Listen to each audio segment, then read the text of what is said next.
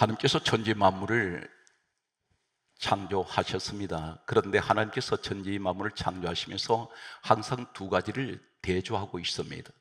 빛과 어둠, 밤과 낮, 진짜와 가짜, 천국, 지옥, 알곡, 죽정이. 알곡, 죽정은 같은 밭에 같이 있습니다. 늘 같이 공존하고 있습니다. 이 자리에 분명 알곡도 있을 것이고 죽정이도 있을 것입니다. 가짜도 있고 진짜가 있습니다. 형식적인 그리스도인이 있고 정말 하나님 보실 때 오리지널, 너는 분명 천국의 사람이라고 인정하는 그런 사람도 있을 것입니다.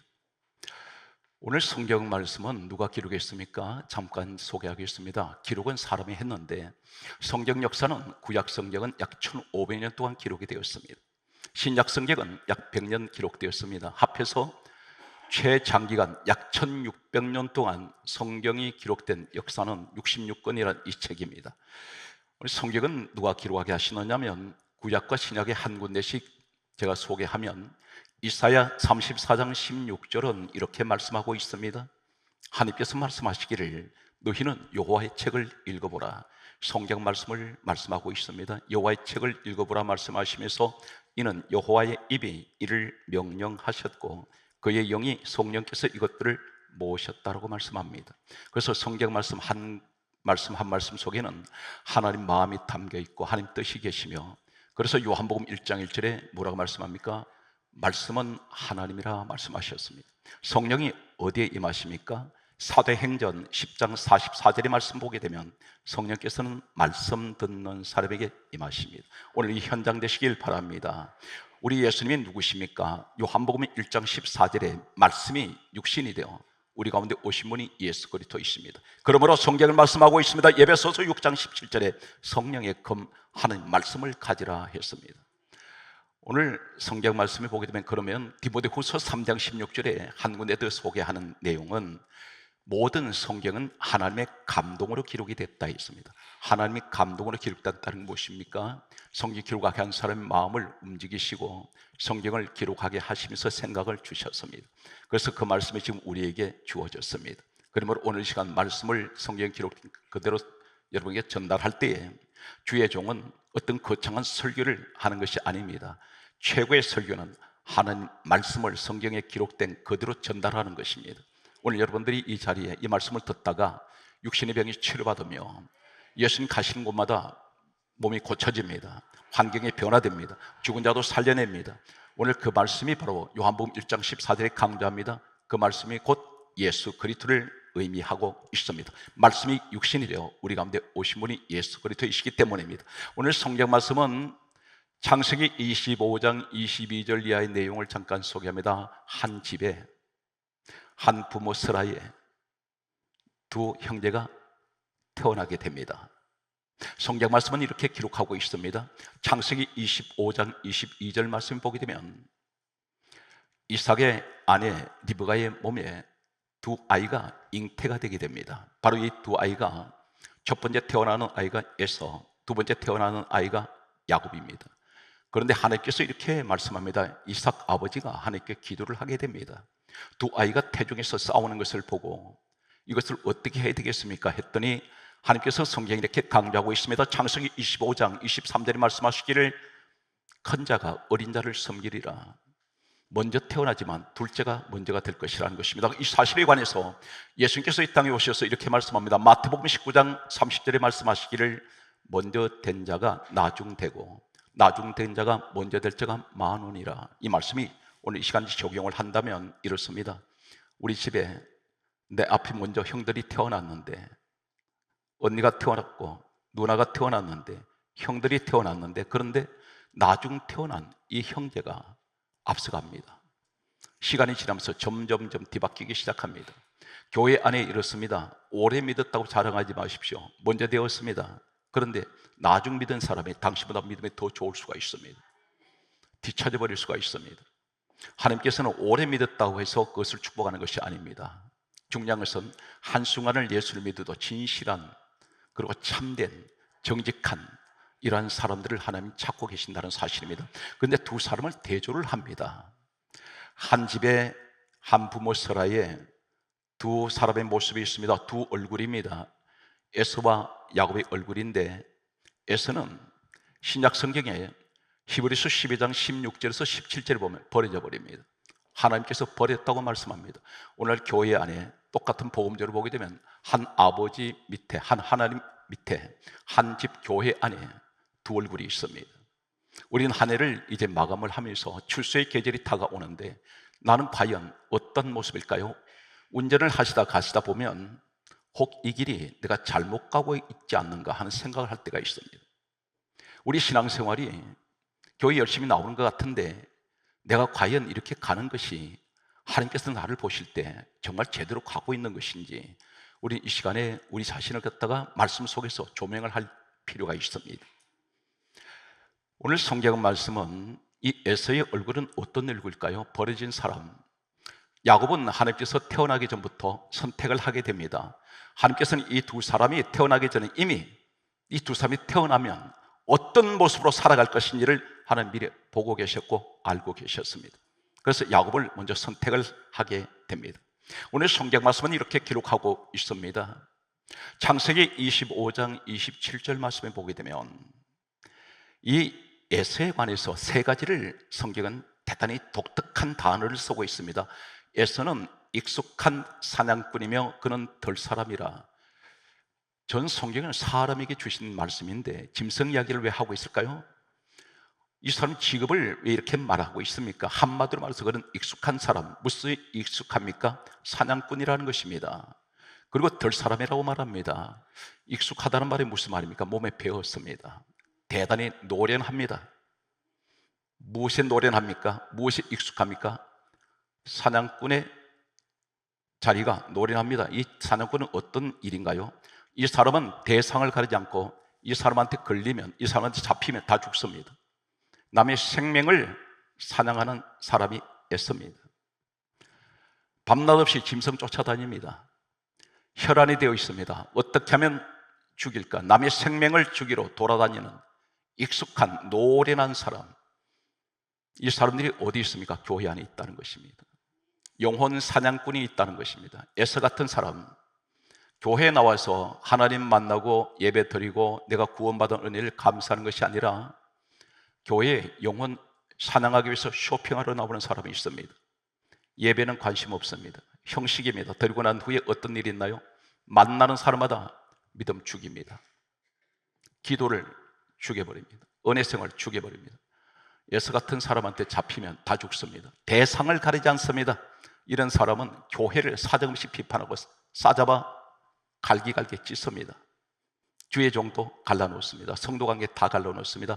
이러한 사람이 그 가정에 있으면 다 갈라집니다. 이 사람은 은사가 무슨 은사입니까? 죽이는 은사입니다. 익숙한 사냥꾼입니다. 덜 사람, 이 사람은 목적지가 없습니다. 계속해서 헤매고 다닙니다. 여기저기 교회를 쇼핑하고 다니는 사람이 있습니다. 덜 사람이라고 성경 그렇게 기록을 하고 있습니다. 오늘 성경 말씀은 또 이렇게 강조합니다. 하나밖에 없는 아우 야곱을 창세기 27장 41절에는 에서가 야곱을 죽이리라 그렇게 말합니다. 이 사람은 늘 혈안이 되어 있습니다. 죽이는데 혈안되어 있습니다. 오늘 성경 말씀은 이런 사람이 기도를 하면 응답될까요? 성경이 이렇게 강조합니다. 두 얼굴을 우리가 보면서 먼저 에서의 얼굴을 보고 있습니다. 우리 주변에 혹 이런 사람 없습니까? 이 사람을 가리켜 이사야 1장 12절에는 이렇게 말씀합니다. 마당 신자라고 말씀합니다. 성전에 나오지만 너는 내 마당만 밟을 뿐이니라 그렇게 말씀하시면서 이사야 1장 15절에 다음 같은 말씀을 합니다. 너는 내게 아무리 많이 기도할지라도 나는 너 기도 듣지 아니하리니 너 손에 피가 가득함이라. 에서 같은 사냥꾼 손에는 항상 남의 피가 묻어 있습니다. 이 사람은 대상을 가리지 않고 남의 생명을 죽이고 상처를 냅니다.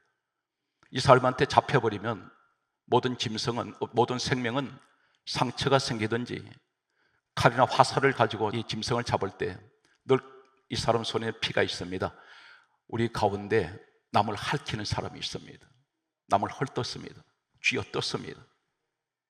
앉아서 자기 이야기도 하기도 바쁜데 남 얘기하는데 입에 거품을 품고 교회에 나와서 사람들을 싸잡아서 비판하는 사람들이 있습니다. 눈이 병이 들면 어떻게 될까요? 시야가 제대로 보이지 않습니다. 눈의 시력이 좋지 않던가, 또 색 안경을 끼고 보면 사물은 정상인데 어떤 색으로 내가 안경을 착용하고 보느냐에 따라서 색깔이 달라져 버립니다. 모든 것은 정상인데, 그런데 우리가 카메라를 가지고 사물을 찍을 때에 정 위치에 두고 찍으면 사물이 반듯하게 나옵니다. 그런데 이것을 각도를 어떻게 기울여 찍느냐에 따라서 다 달라져 버립니다. 내 눈이 삐딱하면 모든 것이 삐딱하게 보입니다. 내가 건강하면 나오는 말이 건강합니다. 왜 내 눈에 보이는 것이 다 부정적으로 보일까요? 당신 눈이 병들었다는 것입니다. 이건 정상이 아닙니다. 교회는 어떤 곳인가요? 살리는 곳입니다. 우리 예수님이 왜 죽으셨습니까? 오신 목적이 하나, 죄인된 나를 살리러 오셨습니다. 그런데 나는 반대로 죽이고 있습니다. 에스 같은 사람, 지난 최소한 한 해를 돌아볼 때 나는 내 가정에서 얼마나 많은 비판을 했습니까? 심지어 내 부모를 비판하고 내 남편을 비판하고 내 아내를 비판합니다. 내 자식을 비판하고 있습니다. 그것도 전혀 상관없는 다른 사람들 앞에서 이 말을 서슴없이 내뱉는 사람들이 있습니다. 이분들이 누굽니까? 기도하는 사람입니다. 그 입으로 기도하는 사람입니다. 하나님 앞에 기도할 때는 대단히 거룩한 것 같습니다. 그러나 실상은 이 사람의 본색은 그렇지가 않다는 것입니다. 기도할 때만 거룩한 것 같습니다. 기도 거치는 순간 입만 열면 남 비판하기 좋아하고 거짓말하고 세상 사람보다 더 못합니다. 오늘 이 자리에 말씀을 듣다가 아픔을 느끼는 것 같다면 이 사람 살아있는 사람입니다. 죽은 영혼은 감각이 없습니다. 성경 말씀은 이렇게 강조하고 있습니다. 성경 말씀을 보게 되면 이 에스에 관하여 구약은 이렇게 말씀하면서 신약은 에스 같은 사람은 어떤 사람일까요? 우리는 먼저 에스의 얼굴을 먼저 보고 있습니다. 고린도전서 11장 18절 말씀에 보게 되면 이렇게 말씀합니다. 하나님께서 성경을 기록하게 하신 하나님께서 성경에 이 말씀을 기록하고 있습니다. 고린도전서 11장 18절에 말씀하시기를 너희가 교회에 모일 때 분쟁을 한다 그랬습니다. 싸운다는 것입니다. 갈등을 하고 서로 치고받고 싸웁니다. 다툽니다. 분쟁을 한다 말씀하시면서 여기 이렇게 말씀합니다. 고린도전서 11장 19절에 말씀하시기를 파당이 있어야 옳다 인정함을 받는 자들이 나타날 것이다. 이 말이 무엇입니까? 파당은 편가르기입니다. 내 편, 네 편 만듭니다. 교회를 찢어버리고 갈라놓습니다. 성도 관계를 다 갈라놓습니다. 고린도전서 3장 16절에 우리 몸이 하나님 성전이라 했습니다. 근데 성전된 나를 마음을 찢어놓습니다. 갈라놓습니다. 상처를 줍니다. 그런데 파당을 짓습니다. 당을 만듭니다. 내 편, 네 편 만들어 놓습니다. 그런데 이것을 부추기는 사람이 있다는 것입니다. 선동하는 사람이 있다는 것입니다. 파당이 있어야 옳다 인정함을 받는 자들이 나타날 것이다. 교회 안에 이런 자가 있다는 것입니다. 불평을 조장하는 사람들, 그리고 저 사람 말을 듣고 딴 데다 옮겨버립니다. 좋은 이야기가 아닙니다. 그래서 그 사람이 나중에 말이 돌아서 다시 돌아올 때 이 사람은 상처를 받게 됩니다. 오늘 그러면서 하실 말씀이 놀라운 말씀을 합니다. 충격적입니다. 이렇게 분쟁을 하고 교회 다니는 사람이 분쟁을 하고 파당을 짓게 되면 편가르기를 하게 되고 사람을 다 갈라놓으면 고린도전서 11장 20절에 너는 주의 만찬을 먹으면 안 된다. 성찬하지 말라 그럽니다. 충격적입니다. 우리는 감각 없이 성찬합니다. 그런데 회개합시다 그러면 세상 자범죄만 회개하고 앉았습니다. 그런데 그런 것이 아니라 성경은 주의 만찬은 성찬인데 성찬을 하지 못한다, 하지 마라 그럽니다. 그런데 그럼에도 못 깨닫고 성경은 충격적으로 말씀합니다. 고린도전서 11장 27절과 29절을 소개합니다. 분별 없이, 그리고 자신을 돌아보지 못하고 깨닫지 못하고 성찬을 그럼에도 먹고 주의 몸을 범하는 죄를 짓는데 29절에 이렇게 말씀합니다. 자기 죄를 먹고 마시는 것이다 했습니다. 성령을 받은 사람은 어떤 사람일까요? 사도행전 5장 42절에 말씀하시기를 이렇게 말씀합니다. 오순절 성령이 임하고 난 후에 그들이 나타나는 최초의 모습은 이렇습니다. 성령을 받았던 이 사람들은 날마다 성전에 있든지 집에 있든지 예수는 그리스도라 가르치기와 전도하기를 그치지 아니하는지라. 여기서 예수는 그리스도라 가르친다 했습니다. 어디에? 집에 있든지 교회에 있든지 어느 곳에 가든지 이 사람들 입에서는 무슨 얘기입니까? 항상 예수 이야기 한다는 것입니다. 구원 이야기, 은혜 받은 이야기, 믿음 이야기를 한다는 것입니다. 남의 얘기 하지 않습니다. 그리고 목적이 무엇입니까? 그 말을 듣는 사람들이 은혜를 받습니다. 그러므로 이렇게 강조하고 있습니다. 에베소서 4장 29절에 30절까지 뭐라고 말씀합니까? 무릇 더러운 말은 너희 입 밖에도 내지 말라. 이 더러운 말이 뭡니까? 욕을 하거나 남을 헐뜯거나 비판하거나 이런 소리 입 밖에도 내지 말라고 말합니다.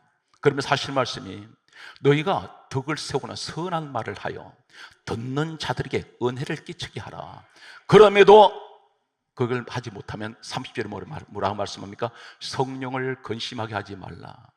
내가 남을 비판하고 욕을 하고 예수의 사람이 나는 너 죄를 용서해 주었는데 너는 그것을 전부 다니면서 다 덜추고 교회를 찢어대고 주의 종을 욕을 하고 같은 성도끼리 이해하기보다는 전부 다 내 기준 잣대로 내 마음에 들지 않으면 나는 엉터리로 살면서 상대방은 정직하게 살기를 원하고 있습니다. 그러면서 그 삶에 대해서 삿대질을 하게 되고 다른 데 욕을 할 때에 성경에 말씀합니다. 성령을 근심하게 한다는 것입니다.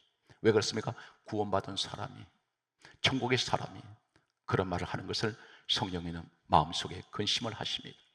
오늘 성경 말씀은 이렇게 강조합니다. 혹 주의 종이 마음이 안 드실 때가 없었습니까? 내가 내 눈으로 볼 때 교회가 왜 저래? 목사가 왜 저 모양이야? 이렇게 말할 수 있습니다.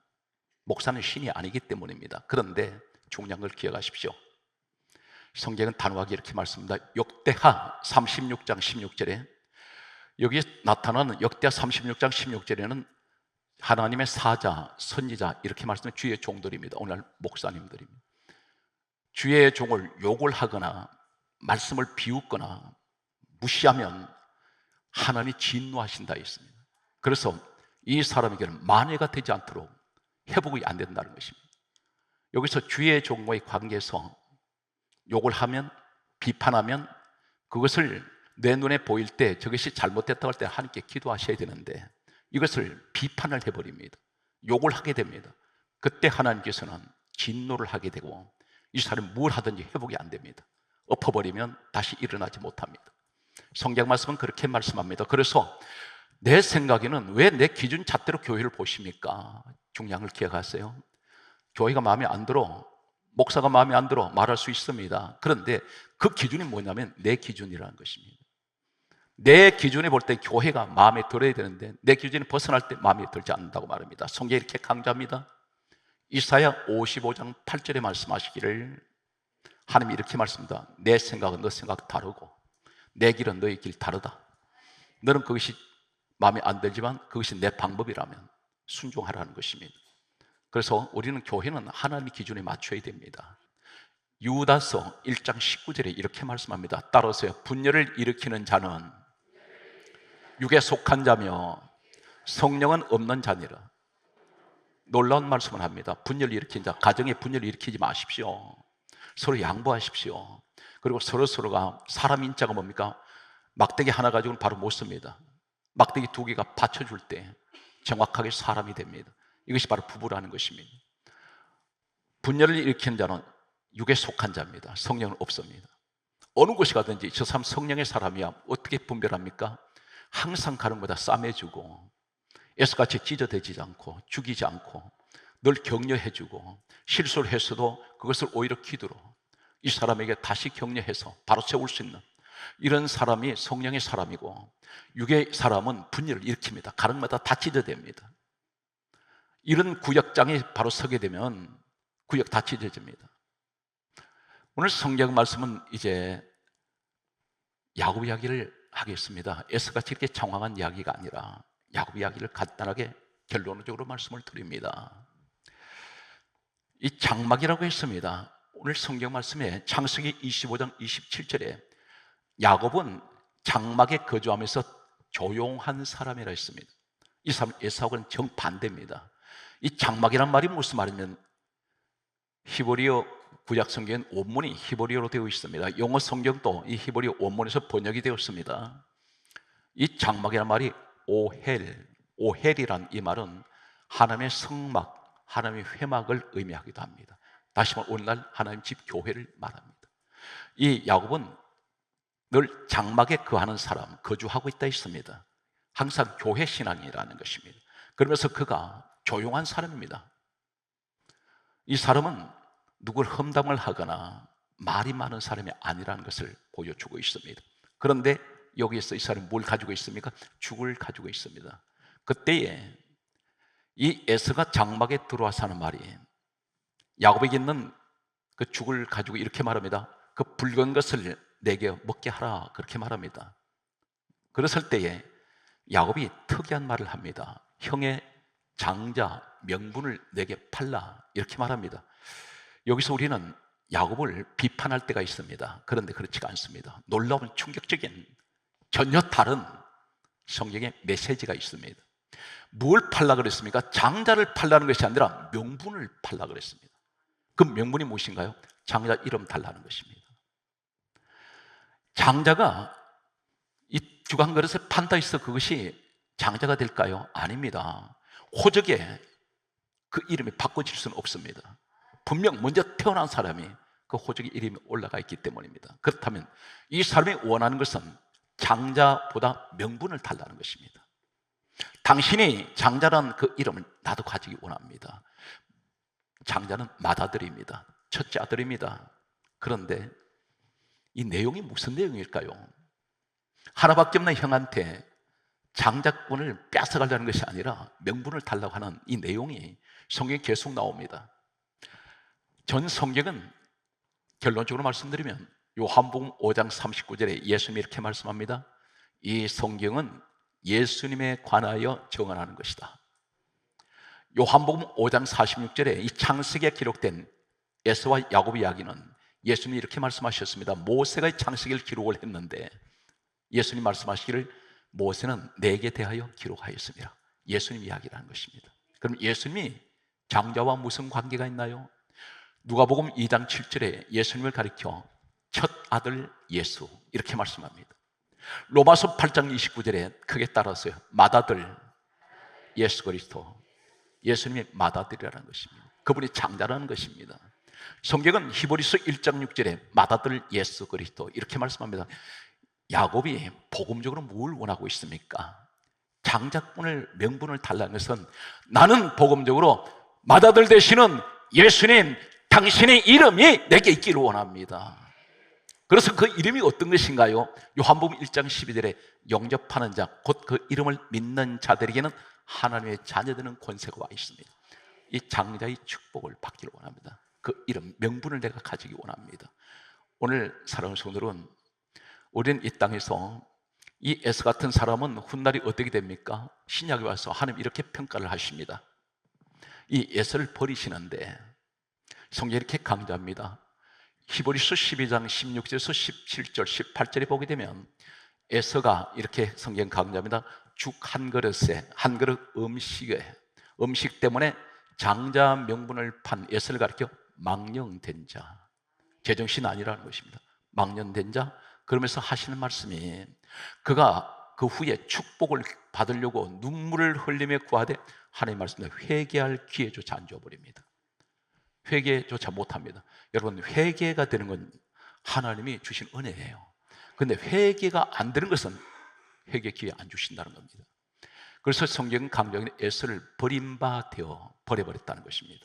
오늘 여기서 우리는 에서같이 죽 한 그릇 내 배 채우려고, 이것이 물질입니다.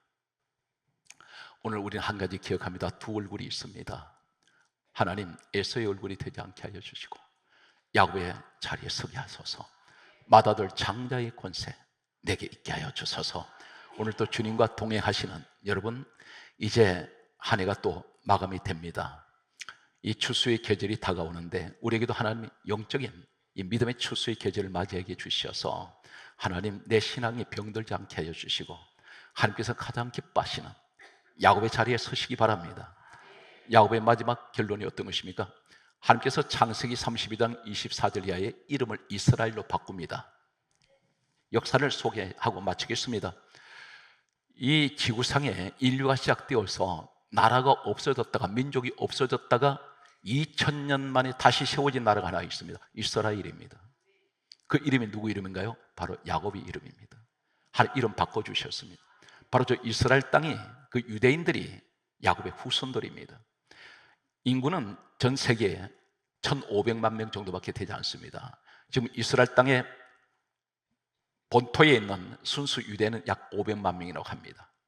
그리고 전 세계에 흩어져 있는 디아스포라 이들이 약 1000만 명입니다. 가장 많이 살고 있는 나라가 미국입니다. 놀라운 사실은 1500만 명이 약 70억 인구가 지금 생존하고 있는데 노벨상을 가장 많이 받은 민족이 유대 민족입니다.